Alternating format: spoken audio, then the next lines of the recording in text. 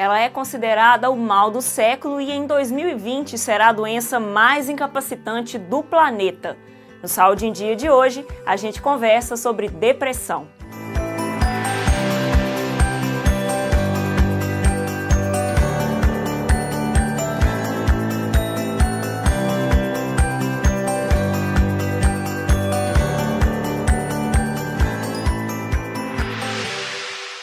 Muita gente ainda pensa que depressão é besteira, que depressão é frescura, que é drama ou preguiça. Essa ideia persiste principalmente por conta do estigma em relação à doença e da falta de informação. Se você aí do outro lado é uma dessas pessoas que acha que sair da depressão só depende de força de vontade, vou te dar alguns números. De acordo com a Organização Mundial da Saúde, os casos de depressão cresceram 18% em 10 anos. E no ano que vem, ela será a doença mais incapacitante do mundo e a maior causa de ausências no trabalho. Estima-se que mais de 300 milhões de pessoas sofram de depressão no mundo e o Brasil é campeão de casos na América Latina. Quase 6% da população brasileira, um total de 11 milhões e meio de pessoas, sofrem com a doença segundo a Organização Mundial da Saúde. Mesmo assim, só metade dos pacientes que precisam de tratamento psiquiátrico recebem ajuda. Quadros depressivos são a principal causa de suicídio no mundo. Cerca de 800 mil pessoas morrem todos os anos e é a segunda principal causa de morte entre pessoas com idade entre 15 e 29 anos. Às vezes, a gente pode ter a impressão de que a depressão não existe porque ela não é visível. Ela não é como um braço quebrado ou como uma doença que dá positivo no exame de sangue. Na verdade, somos nós que estamos do outro lado, amigos, familiares e colegas de trabalho, é que não sabemos lidar com quem tem depressão e demonstrar compreensão e empatia. Nós não sabemos ouvir. Quando a vida perde o sentido, quem precisa de ajuda não quer escutar cobranças do tipo "saia já da cama", "você precisa se tratar". Nessas horas, elas só querem ouvir um "conte comigo". Quem tem depressão não está assim porque quer. Além das inúmeras situações do dia a dia que afetam o nosso bem-estar e a nossa saúde mental, fatores genéticos influenciam no aparecimento dos casos de depressão, e ela também pode ser causada por uma disfunção bioquímica no cérebro. É uma doença que pode afetar qualquer pessoa. A depressão é uma síndrome caracterizada por uma tríade, principalmente relacionada às alterações de humor triste ou irritável, as alterações do pensamento, principalmente com dificuldade de concentração, de raciocínio, e as alterações físicas, com cansaço, fadiga, baixa energia. Por serem sintomas dessa ordem, interferem assim, de uma forma muito significativa na vida das pessoas, independente da profissão. Pessoas que sofrem de depressão têm muitas dificuldades dentro de um contexto social, psicológico, pessoal, ocupacional. O paciente evolui comprometimento do sono, do apetite, do humor. Tem um paciente que tem um prejuízo da autoestima e até mesmo da volitividade, anedonia, ou seja, aquele paciente que levanta e não tem a energia, o gás, a vontade para enfrentar o dia a dia, as atividades que precisa. Uma pessoa que sofre de depressão vai apresentar como causa desses sintomas fatores ambientais, fatores sociais, fatores psicológicos e genéticos e comportamentais. Então, assim, desde as mudanças dentro de um contexto neurobiológico causado por uma disfunção tanto de neurotransmissores ou de neuroreceptores, como serotonina, noradrenalina, cortisol, testosterona, melatonina, GABA, que são alguns neurotransmissores e receptores do sistema nervoso central, podem estar prejudicados o funcionamento cerebral dentro também de um contexto social, comportamental, biológico. De uma forma simples de dizer, entenda que o funcionamento do cérebro se dá por uma sopa de neurotransmissores, ou seja, várias substâncias que auxiliam na transmissão de informações, estimulando ou até mesmo inibindo algum funcionamento de determinada área cerebral. Sabemos que existe uma parte no lobo frontal, córtex frontal dorsolateral, a área mais pré-frontal, que tem uma hipoatividade nesse transtorno. Essa hipoatividade, consequentemente, traz uma alteração da liberação desses neurotransmissores, que, como eu disse, atuam transmitindo informações no cérebro para levar que ele tenha um bom funcionamento. A tristeza profunda, que traz um sentimento e uma emoção permanente de angústia, de melancolia, de indiferença, de perda de iniciativa, essa tristeza de forma permanente e contínua é característica dos sintomas depressivos. Já uma tristeza que vem decorrente de emoções, de situações reativas a alguns momentos ou passagens da vida, mas que não interferem de forma substancial, né, na vida daquela pessoa, gerando consequências, gerando outras manifestações, e essa tristeza tende a ser reativa a um problema e que desaparece com a resolução daquele problema. Essa é uma tristeza considerada uma tristeza simples, uma tristeza fisiológica, uma tristeza que não é proveniente de um sintoma da depressão. Estar triste porque você perdeu o emprego, porque a vida vai difícil, porque perdeu um ente querido, porque algo aconteceu que levou a isso, isso faz parte da vida. Nós estamos num mundo que, convenhamos, ele é cruel, ele às vezes vai te jogar de joelhos, vai te jogar no chão, vai te deixar destruído. Isso é a vida. Agora, você pega um indivíduo que, a princípio, ele não tem motivos comemorativos para que desenvolva um quadro de tristeza, isso é um transtorno depressivo. Existe, inclusive, eu vou compartilhar com vocês, um questionário que ele chama SALSA. Esse questionário é um questionário americano. E ele leva em conta 4 características, onde a presença de 3 delas falam muito a favor que esse paciente possivelmente tem um transtorno depressivo. Quais são? Alteração do sono, seja para mais, seja para menos.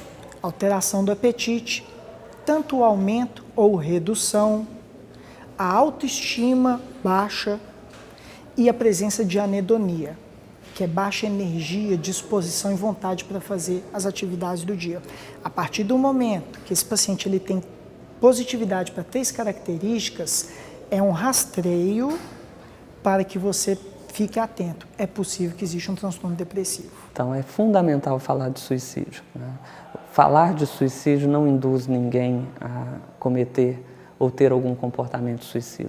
Falar de suicídio faz com que as pessoas se despertem para a necessidade de procurarem ajuda, de tentarem curar aquela ferida, aquela tristeza que permanece, possibilitam que pessoas que sofrem de depressão se abram para profissionais, para familiares, tenham coragem de dizer tudo aquilo que sentem, e é por isso que é extremamente importante, diariamente, a gente ter, né, dentro da mídia, dentro dos canais de comunicação e até mesmo dentro da população que usa o serviço de saúde, medidas e planos que são eficazes para o controle, né, e para a prevenção do suicídio. Pensamento suicida é um estado patológico grave do transtorno depressivo e ele precisa ter uma atenção redobrada nesse momento, inclusive de forma multidisciplinar,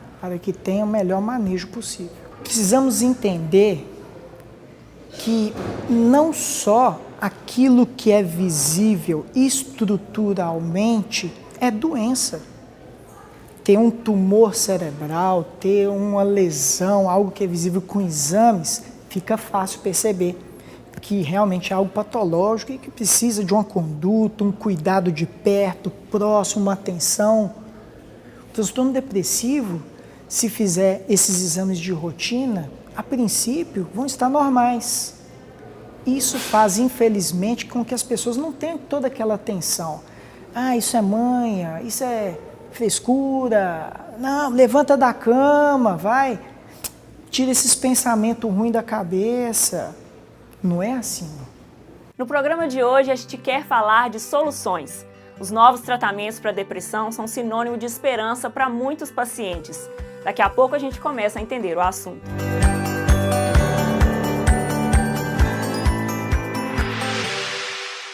Antes da gente continuar, se inscreva no nosso canal no YouTube e deixe um gostei nesse e em outros programas que você já assistiu. E não se esqueça de ativar o sininho para receber notificações sobre novos vídeos. Agora, o psiquiatra Gustavo Fonseca Genelhu explica como funcionam os tratamentos medicamentosos e as demais alternativas contra a depressão. O mais importante é a gente deixar os preconceitos de lado e entender que pessoas nessa situação necessitam de ajuda. Existem tratamentos medicamentosos e não medicamentosos para o cuidado da depressão. Para cada pessoa, um tratamento individual deve ser proposto. O acompanhamento psicológico, o acompanhamento psiquiátrico, uma boa aceitação e um bom entendimento e cuidado familiar. E, ao mesmo tempo, um objetivo para recuperar, reabilitar, reintegrar essa pessoa à condição anterior à depressão e possibilitando que ela retorne ao ambiente de trabalho, ao ambiente social normalmente. Os tratamentos medicamentosos normalmente são à base de antidepressivos, mas existem outras classes de psicofármacos que também são utilizados para tratar a depressão, mesmo sabendo que os antidepressivos são a primeira linha para a escolha da maior parte dos pacientes depressivos. Existem também medicamentos que são utilizados para amenizar ou para aliviar os sintomas que vêm associados aos quadros depressivos. E esses medicamentos podem trazer melhora do apetite, melhora do sono, melhora da energia e não necessariamente também são antidepressivos. Existem também, mais recentemente, medicamentos mais novos, mas nós sabemos que, de início, a depressão ela tem uma capacidade de responder muito bem com medicamentos tradicionais, convencionais, que já são usados já há muitos anos. E somente em casos muito restritos que às vezes se faz a opção por um medicamento injetável para tratamento de depressão ou para outros tratamentos alternativos, às vezes à base de indução, de estimulação elétrica transcraniana ou outras escolhas, mas sabendo que esses casos são muito restritos para situações que normalmente não responderam com os tratamentos habituais. Quanto aos tratamentos não medicamentosos, é uma linha que você vai fazer opção normalmente em conjunto com o tratamento medicamentoso, à base de terapia, e essa terapia ela é definida junto com o acompanhamento psicológico e as medidas alternativas que todos os pacientes com depressão devem exercer e devem colocar em prática, que são justamente as medidas que melhoram o estilo de vida, que fazem a pessoa ter mais resiliência, que a preparam para lidar com situações difíceis e que trariam também um melhor conforto, uma melhor disposição física e uma melhora das capacidades cognitivas. Fica claro que todo antidepressivo ou outro medicamento que é utilizado no tratamento de pessoas depressivas podem, como consequência, gerar alguns efeitos adversos. É extremamente importante que uma pessoa que esteja em tratamento procure o profissional que prescreveu, que entenda que alguns efeitos adversos podem ser amenizados ou desaparecerem com o tempo, que alguns efeitos adversos tendem a serem adaptados e aquele indivíduo não ter mais aqueles sintomas ao longo do tratamento, mas de hipótese alguma, a suspensão abrupta deve ser uma escolha nesses casos.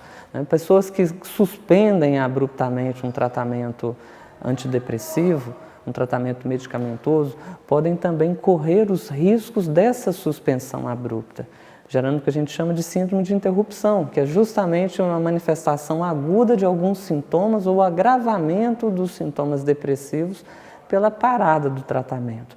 Então, alguns efeitos adversos normalmente são toleráveis, muitas pessoas não têm esses efeitos colaterais com os medicamentos, mas naquelas situações em que existirem a necessidade da manutenção e de levar essa informação ao profissional que acompanha, é fundamental para que não exista a piora ou o surgimento de outros sintomas. Normalmente, a depressão, não pelo indivíduo que sofre, mas é muito comum as pessoas, os familiares, os amigos, ou rotularem esse contexto, ou até mesmo não darem a importância necessária à depressão.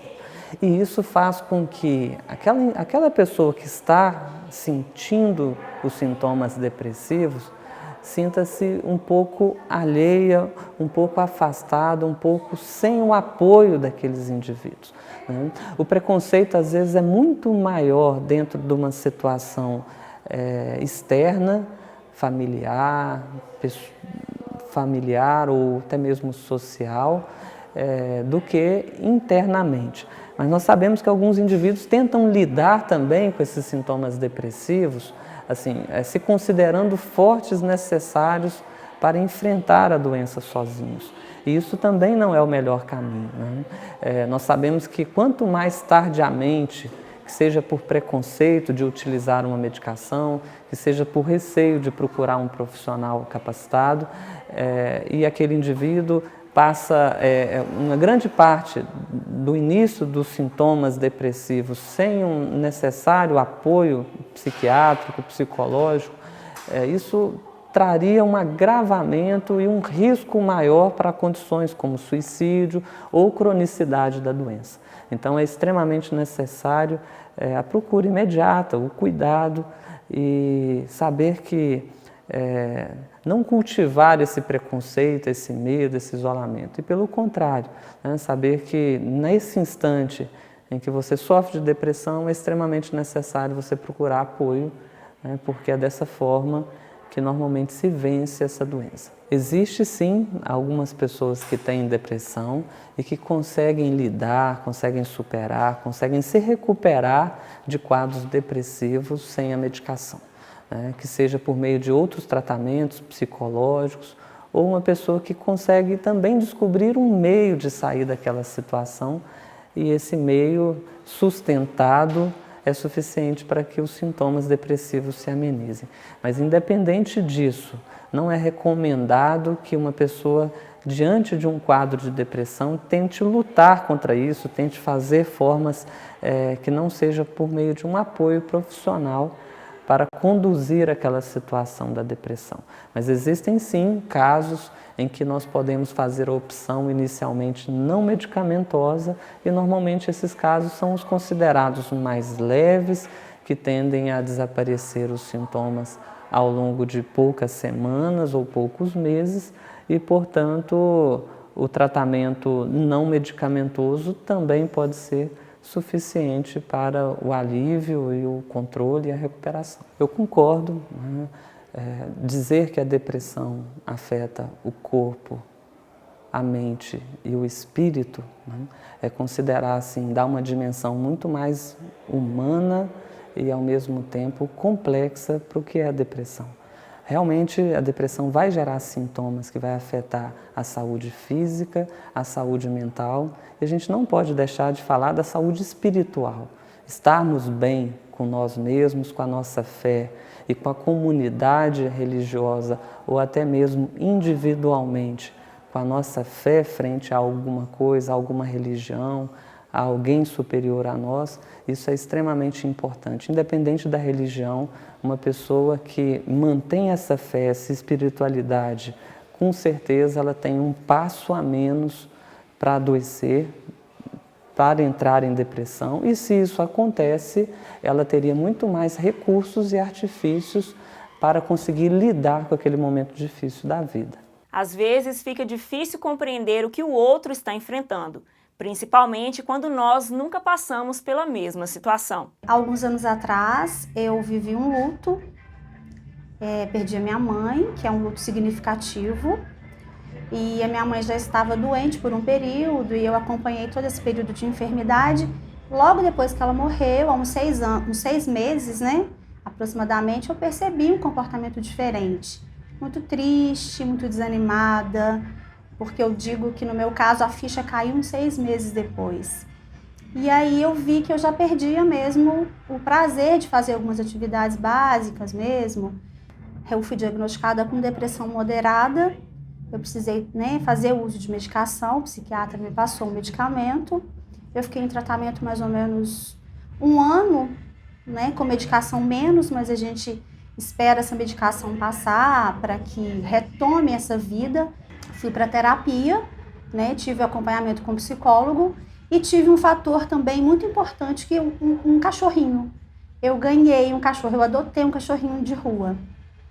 E eu percebo, posso dizer, o quanto que aquilo fez um bem na minha história. Não é só ter um cachorro, gente, porque às vezes a pessoa está com depressão, vou presentear com um cachorrinho.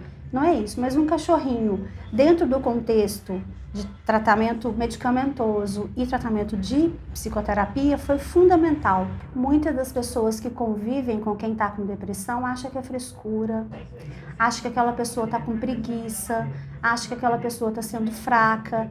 E muita coisa que eu ouvi era: reaja, nossa, mas você tem uma família tão bacana, você é bonito, você é inteligente, você é capaz. E isso para o depressivo é péssimo, porque é uma doença, a gente está realmente naquele momento impossibilitado. Então não tem nada a ver quem aparentemente está bem, tem tudo em ordem, mas se ele está com depressão, ele está doente, então ele precisa se tratar.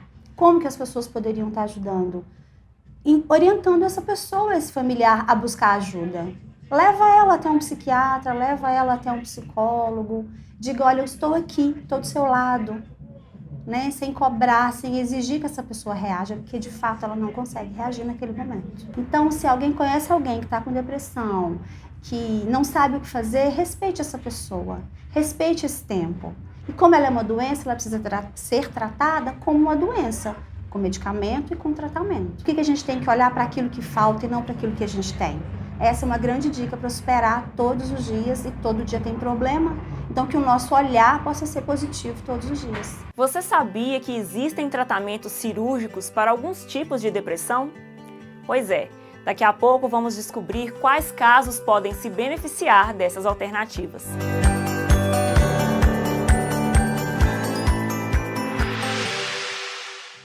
Uma parcela das pessoas que possui depressão não responde aos tratamentos convencionais, como medicação e psicoterapia, e já tentou mais de um tipo de tratamento sem melhoras. Esses pacientes podem ser beneficiados por tratamentos cirúrgicos, que devolvem a qualidade de vida e o bem-estar. Hoje, a medicina, a tecnologia, ela avançou muito. Nós temos à nossa disposição, em algumas situações que for indicada, alguns exames que mostram até o funcionamento cerebral. Ou seja, eu consigo fazer um exame, por exemplo, de ressonância funcional para avaliar se determinada área ou outra está ativa ou não. Ou se está da forma como deveria ou não. Essa é uma forma, digamos assim, muito visual de ver, sim, esse paciente que tem um transtorno depressivo maior, ele tem alteração. Mas a gente não pode esquecer que o reflexo da alteração no funcionamento cerebral já está aos nossos olhos, com o quadro clínico do paciente, com a presença desses sintomas. Inclusive, a longo prazo, pode se tornar até sintomas físicos, na face, na postura, na forma de andar, na forma de agir. É possível fazer exames que visualizem alterações no funcionamento do cérebro? Sim. É necessário? Não.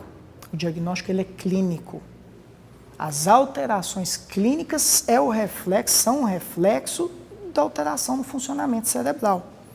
Então, é possível hoje, com o conhecimento que a gente tem da neuroanatomia funcional, determinar tal área, ela é responsável, por exemplo, pelo humor, pela volitividade, por pensamentos, pelas emoções.